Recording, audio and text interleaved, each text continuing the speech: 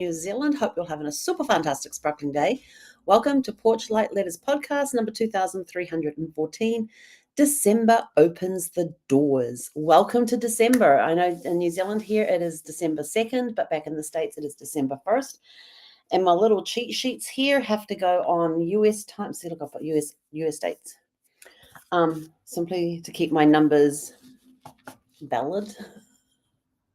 When you're doing consecutive Facebook Lives every day, it's a little difficult when you jump ahead a day, because do you continue the numbering in the time zone you're in, and that makes it look like you've missed one in the time zone you came from?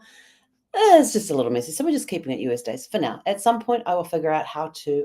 I may do one may do two in one day and just give them individual numbers and do it that way. Catch me up and all that sort of stuff. But anyway. So welcome to today's topic of December opens the doors. So why have we got December opens? Well, December opens all sorts of doors. First of all, it's my birthday month. And if you're on Facebook, you will notice that I have changed my profile picture to when I was 18 months old. It's one of my favorite pictures of me as a kid, as a baby. It's got that sparkle there. It's got that sparkle and that mischievous look. So you can see I've had the sparkle and that mischievous look my entire life. It started when I was young. But also too, I look at, now most people will set New Year's resolutions. They use December to reflect on the year and that sort of stuff and get ready to kick off their New Year's resolutions on January 1st. I actually use my birthday, and I've suggested this to a few people over time as well, and they've started doing the same thing. My birthday is my new year. That is when I set my New Year's resolutions. Yes, it is 4 weeks, 3 weeks, 2.5 weeks before the actual new year, but that's okay. Actually 3 weeks, 3.5 weeks before the new year, because my mum's birthday is 2 days after mine, and she's exactly 2 weeks before Christmas. And then of course there's a week later you've got things. So it's 3.5 weeks till the new year sets in. This is a busy month as far as birthdays and wedding anniversaries go. There are 3 wedding anniversaries in this month and a whole bunch of birthdays. My cousin had her birthday yesterday here in New Zealand on December 1st. I have, which is for you guys there. Today here in New Zealand is my sister-in-law's birthday, and then tomorrow in the US on December 2nd will be my nephew's birthday. It's confusing. Then on the 3rd, I have some friends who have birthdays, and my aunt and uncle have their wedding anniversary, and then I don't have anything till the 7th, I think. Then I got the 7th is my aunt's birthday, the 8th is my sister-in-law's birthday, the 9th is my birthday, plus several other people, because I actually met a birthday sister on a river cruise I was on in 2011. She was celebrating her 60th. I was celebrating my 45th, and we both found out we're the same day. And then one of the travel partners that I used to work with when I was in travel found out her birthday was the same day as mine as well. I was turning 50 and she was turning 47, I think it was. Yeah. And we were actually recording a podcast the day before our birthday. It was so funny. We're sitting there recording. We're like 3/4 of the way recording this thing. And she's, I remember exactly when I went on this cruise. It was last year. It was on my birthday. It'll be 1 year ago tomorrow on my birthday. And I'm like, wait, your birthday's tomorrow? She goes, yes, December 9th. And I'm like, no way. And she goes, why, is yours? And I go, yeah. And she goes, well, I'll be 47. I said, well, I'll be 50. And that's how we found out. And then a few days after that, after our birthdays, we met at a travel industry conference thing going on. Excuse me. I've picked up this cough. I don't know where it's come from. Maybe it was from dancing in the rain with my nephew on Sunday. Maybe it was going out dancing in the rain period. I really wish I had a video of us dancing in the rain on Sunday. It was so funny. I just grabbed him and pulled him in and says, come on. And I grab his hand like this, like we're going to dance. And his other hand's just aside. So I pick it up, put it. He had no idea how to do that. But anyway, we had fun. And then I also share it with celebrities like Donny Osmond, Dame Judi Dench, Beau Bridges, John Malkovich, and the late Kirk Douglas was also on my birthday. So I have a Bond connection on my birthday with Dame Judi Dench, who played M in the James Bond movies. So that's my James Bond connection on my birthday. Isn't that great? I love it. What else have we got coming up? So yeah, so this month is my reflection month. Leading up to my birthday is my reflection time, and then I set my resolutions for next year. What do I want to accomplish before my next birthday? It makes it so much easier because everybody's doing New Year's resolutions, and by February they're gone. But if you do it with your birthday in mind, I think it gives you more of a purpose to go ahead and do it. So during my reflection month, I look at what were my wins for the year, what were my losses, what lessons did I learn through the wins and the losses? Because you want that. What improvements do I want? What improvements? What areas could I improve in? What am I looking forward to doing in 2026? And what is one main goal I want to accomplish? One main goal I want to accomplish before my next birthday. Yes. Now, if you also follow Jesse Itzler, I think that's how he says Itzler. He's Sarah Berkeley's husband. He has this thing where it's some Japanese thing where you schedule one major adventure a year, that you schedule that you do one a year. And you had it all worked out. And then you do once a quarter, you do a minor adventure. It could be a weekend, adventure, it could be a week-long adventure, but it's a small adventure. Whereas this major one is something huge and major. It could be like running 100 miles, for example. And then he'll have other, and he says by the time you do that, you've got the one big adventure. And I think, if I can remember correctly, it's when he was like 40, he said this. I can't remember, but he worked out that, average lifespan is like 76 or 80.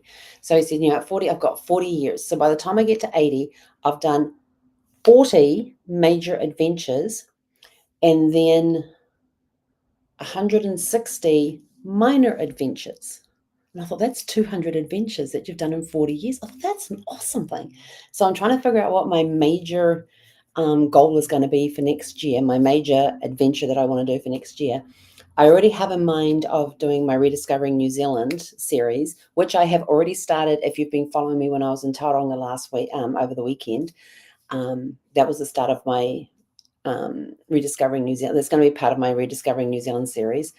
And it's going to be, when I take you to a place and I'll share memories from that place, things that I remember from that place, adventures that we'd had at that place, give you a little history on the place as well, and why you should come visit, because it's awesome.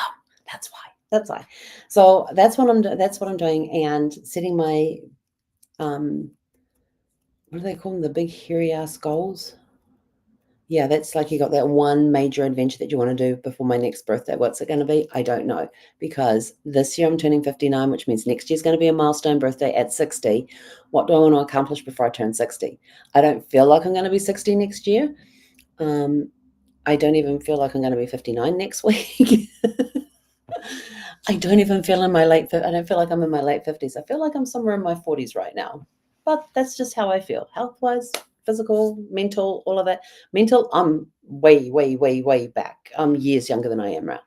Mentality with the fun and the sparkle and all that keeps me young. So I'm probably still in my 20s, maybe 30s with the mentality. Physically, I'm feeling. So that's the emotional side. On the physical side, even though I've done a lot emotionally with, my husband passing away 8 years ago, we've had 3 dogs now pass away.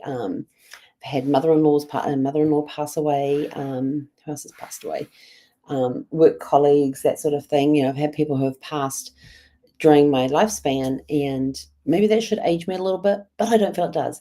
I have this beautiful salt and pepper silver hair, ash blondes as we call it, which I absolutely love. When I got my color cut out, and I probably had about this much color left on the tips of my hair, I looked in the mirror and I went, oh my gosh. And my hairdresser panics and goes, what? And the place just went quiet. It was busy in the hair salon that day, and the place just went really, really quiet. And I went, oh my gosh. When I was finally allowed to look, because I told her I didn't want to see anything until it was ready to be seen. And she goes, what? Is everything okay? I says, I look younger than when I had the color in my hair. And she just cracks up laughing. but she totally agreed with me. She was the one that did my color and did the color scope. We did warm tone winter color with the winter underbases because that's my skin tone. But I could not believe how much, and I had the last of my color cut out after my 50th birthday. Most of my color was gone before my 50th birthday. And because I called her up and says, I'm not coloring my hair anymore. I'm just going to let it grow out naturally. And so she's like, okay. And so when she did the second to last cut to get the color out, we left about this, there's about this much space left on the end of the hair. And we just left it there because the next cut we knew it was going to come off. She didn't want it going too short. And I just looked at her and I just went, I look so much younger. And I feel younger because I look younger. Yes, I've got the laugh lines going on there and, I've got these beautiful laugh lines, but they're laugh lines. They show that I have lived. Why people want to cover up and make their skin look like this? We don't know, because to me, this is what God gave me and this is what I have. And I love it the way it is. I can't imagine going in and getting injections in my skin of a poison to make my skin freeze. Then I couldn't be able to smile or blink, all of that sort of stuff. No, I want natural. So if you don't like my lovely, soft, wrinkly face, then that's okay. You don't have to watch me. I like it. I love it. I have a really cool smile. I love to smile. If you don't like it, I don't care. Go find somebody else to watch. Simple as that. But anyway, so what do you do in your birthday month? So here are my questions for you relating to December, or you can put it into the month of your birth date. So if you're a November baby, a January, February, March, April, May, June, July, whatever month you're born in, think of these questions in that context. So number one, what chapters from this year feel complete and which ones are still being written? You're all constantly telling your story. Are you writing down your story? Are you recording your story in some way? Are you recording it via voice, via video, and photographs with text underneath the photographs? What chapters from this year feel complete and which ones are still being written? You can do this as an end of year exercise in the month of December, or you can put these questions down and start thinking about them now, but then answer them in your birth month, in your birthday month. Number two, what lesson did you resist, but life kept handing you anyway? Because it was something you needed to learn and you were resisting it, and life found a way to give it to you in another form. Life's pretty cool like that. You want to go this way and they're happy for you to go that way, but you need to do this, and this to get there. And you don't want to do this, and this. You want to do that, and that. But life has a way of moving things around so that you're doing this, and this. Because they need you to learn those lessons for what's coming up ahead. Number three, if this month were a reset button, what would you leave behind and what would you carry forward? That's a good question. Number four, by this time next year, what do you hope you'll be the most proud of? By this time next year, what do you hope you'll be most proud of? So that's what major goal do you want to accomplish by your next birthday? So some people are going to start January 1st with the New Year's resolutions. That's fine. My year starts on December the 9th. That is my New Year's. And so by my next birthday, I'm still figuring out what goal I want to have accomplished by my next birthday. But it's going to be massive. I don't know what it's going to be, but it's going to be big. It's going to be big. It's going to be that big, hairy ass goal that you're going to go after. It's that one that's sitting in the back of your head and you haven't brought it forward. You haven't talked to anybody about it. It's time to pull it out, clean it off, and go for it. And with that, we are out of here. Go out, have a super fantastic, sparkling evening. And we'll catch you guys back here